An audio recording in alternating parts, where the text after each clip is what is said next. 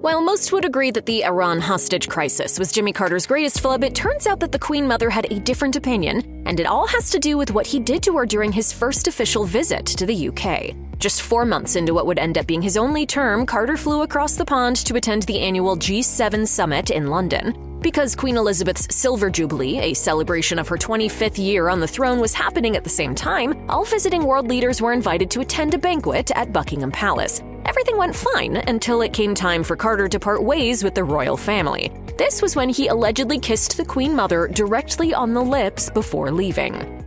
Wow, this is a little too far there.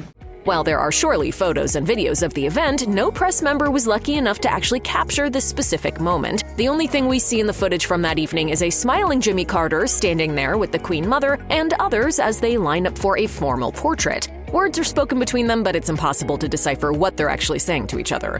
Ultimately, the world would not find out about the mini-scandal until years later when a newspaper article detailed an anti-toast the Queen Mother had made during a dinner party at her London residence. According to an unnamed guest, the toast was directed at people she wasn't particularly fond of, and Carter was one of them. When asked by the guest why she wasn't a fan of him, she reportedly responded, "Because he is the only man since my dear husband died to have had the effrontery to kiss me on the lips."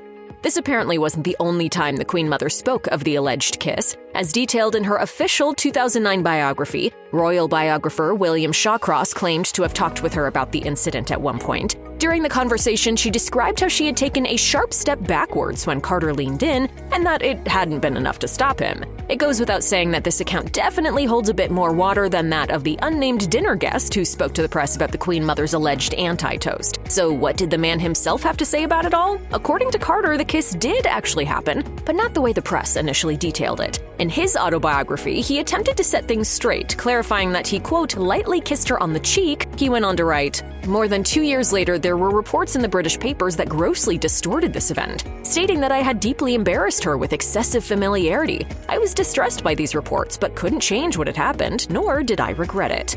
Whether it was placed on the lips or on the cheek, just how extreme of a breach of etiquette was the kiss? While a bow would not have been necessary when meeting the Queen Mother, a simple handshake certainly would have sufficed. Being that both the Queen Mother and Carter have now both passed away, it looks as though we'll never really know exactly what happened between them. All we know for sure is that many world leaders have likely used Carter's etiquette mistake as a vicarious learning experience. If anyone were to do the same to Queen Camilla, they'd have no one to blame but themselves for the ensuing controversy.